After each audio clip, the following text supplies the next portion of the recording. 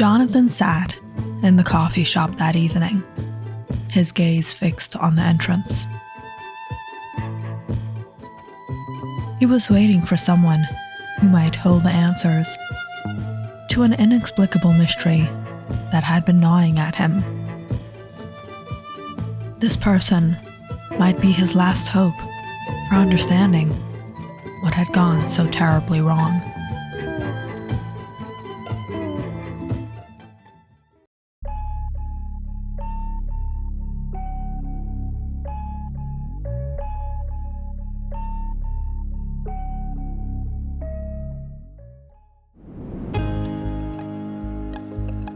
Jonathan Knight was a charming, easygoing guy from Jacksonville, Florida.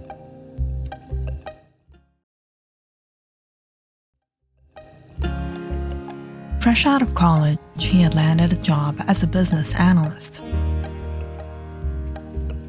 But the grind of work left him exhausted every day. His sanctuary was Jessica, a woman who had been his rock. They'd meet in college and fell for each other at first sight. After 4 years together, Jonathan had been planning to propose once he secured a solid job. But lately, things had soured. Jessica had grown distant, choosing to hang out with other friends instead of spending weekends with Jonathan as they used to. When Jonathan found out about a new guy friend Jessica had been spending time with, he received a phone call from her late one night. Jessica told him she couldn't continue their relationship. She didn't feel the same way she did when they first met, and insisted they needed to meet new people before settling down. Jonathan listened quietly, already knowing the truth. Jessica was interested in someone else. She didn't even have the decency to end their 4-year relationship face to face. Jonathan hung up the phone, utterly drained from a long day of work. He went to bed, hoping sleep would come easily, but his mind was restless. He couldn't shake the anger and betrayal. He felt a burning rage, and his heart ached with disgust. That night, he couldn't stand the thought of women and their fickleness. The next morning, Jonathan awoke with a slight improvement in his mood, but the remnants of the previous night's pain lingered.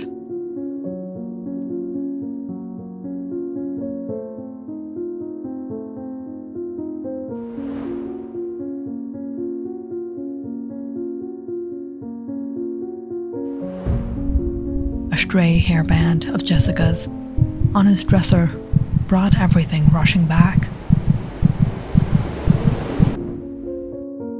He spent the morning tossing out anything Jessica had left behind, packing it all in a box and shoving it into the back of his closet. He didn't want to see any reminders of hers.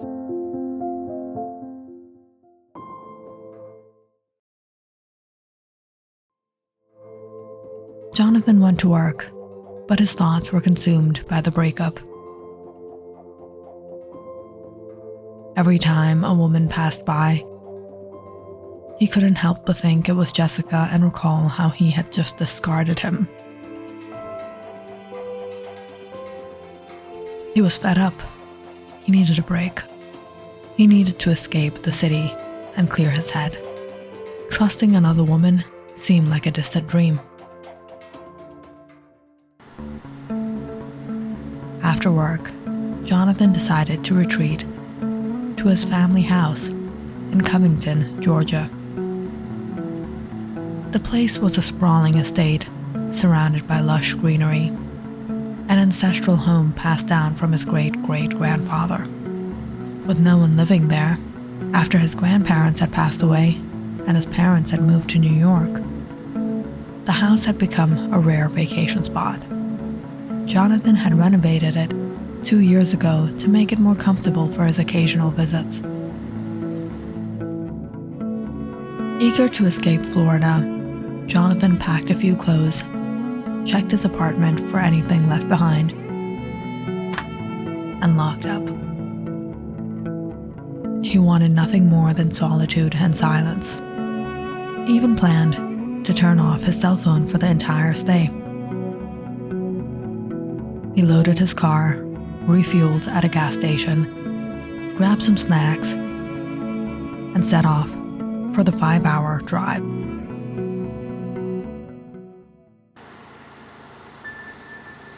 By the time he arrived at the house, it was nearly 11 p.m. Exhausted, he parked outside the gate.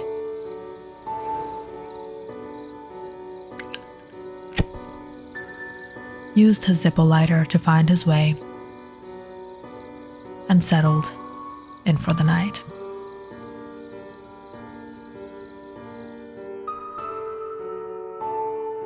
Too tired to make dinner, he finished the donuts from the gas station and went straight to bed.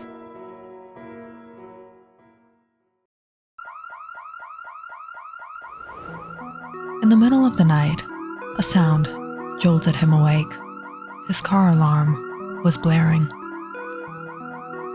Annoyed, he stumbled out of bed, turned off the alarm, and went back to sleep.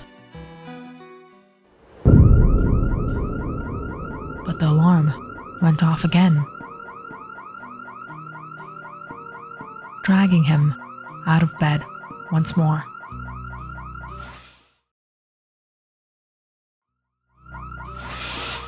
This time, Jonathan pulled back the curtains to see what was going on. From his window, he spotted a young woman standing by his car on the other side of the gate.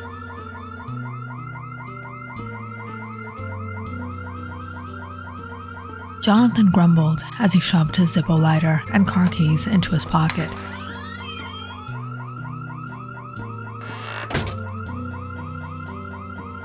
He shuffled outside to see what the commotion was about. Standing by the gate was a striking young woman. Jonathan couldn't fathom where she'd come from at this hour. There was no sign of any transport. He stood at a distance, finally silencing the car alarm with his key. "Who are you?" he asked gruffly. "I've been walking for ages," she replied, her voice tinged with exhaustion. "My car broke down and my phone is dead. This is the first house I've come across. I really need some help." Jonathan studied her closely. She looked at him with pleading eyes and asked, "May I come in?" Jonathan was skeptical. It was clear she'd been using the car alarm to get his attention. He had no interest in hosting anyone, especially not a stranger. "No, you may not. You've already come this far. If you walk another 2 miles, you'll reach a rest house with a small marketplace. I'm sure you can find help there." With that, Jonathan turned on his heel and went back inside.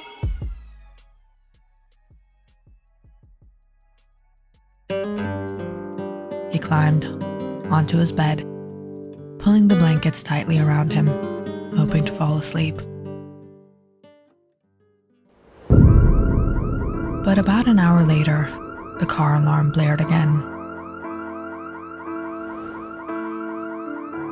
Groggily, he got up.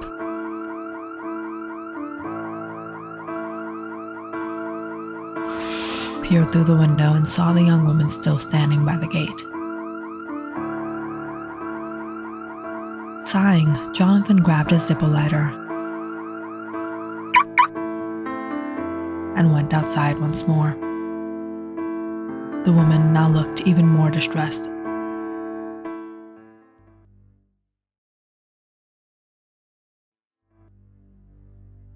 "I went to the marketplace like you said," she explained, her voice breaking. "But everything was closed. I had to walk all the way back. I'm exhausted and my legs are giving out. Please, there's no one else around."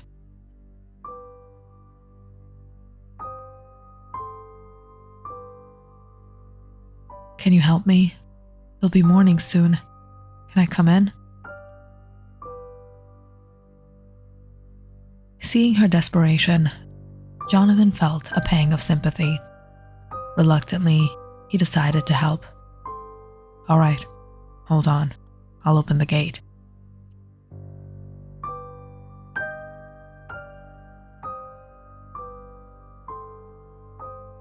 He fished the Zippo lighter from his pocket and flicked it on.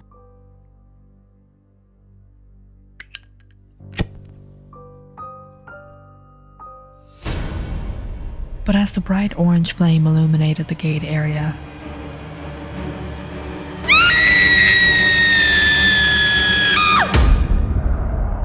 chilling, otherworldly noise pierced the night.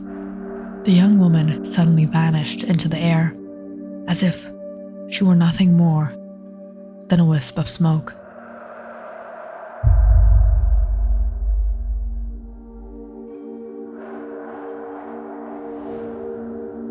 Jonathan approached the gate, only to find it empty. He walked out onto the road, shining the lighter around, but there was no trace of her. After a thorough search, he returned to the house feeling disoriented and exhausted.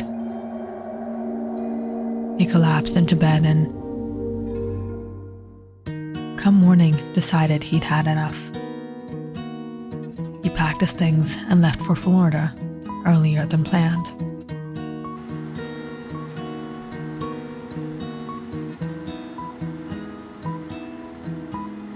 As he drove along the empty road, he tuned into the local news on the radio. An alarming headline caught his attention. A local man found dead near his front gate, drained of all blood, with no visible injuries.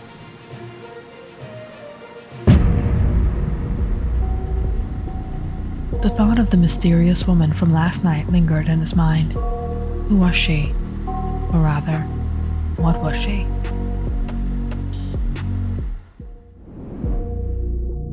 "That's what happened," Jonathan said,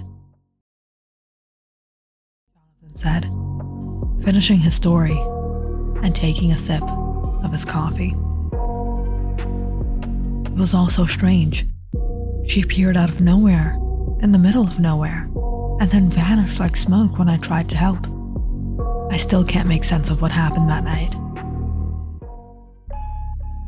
Blake leaned back in his chair, lost in thought. After a moment, he sat up and said, "Don't worry, Jonathan. We'll get to the bottom of this."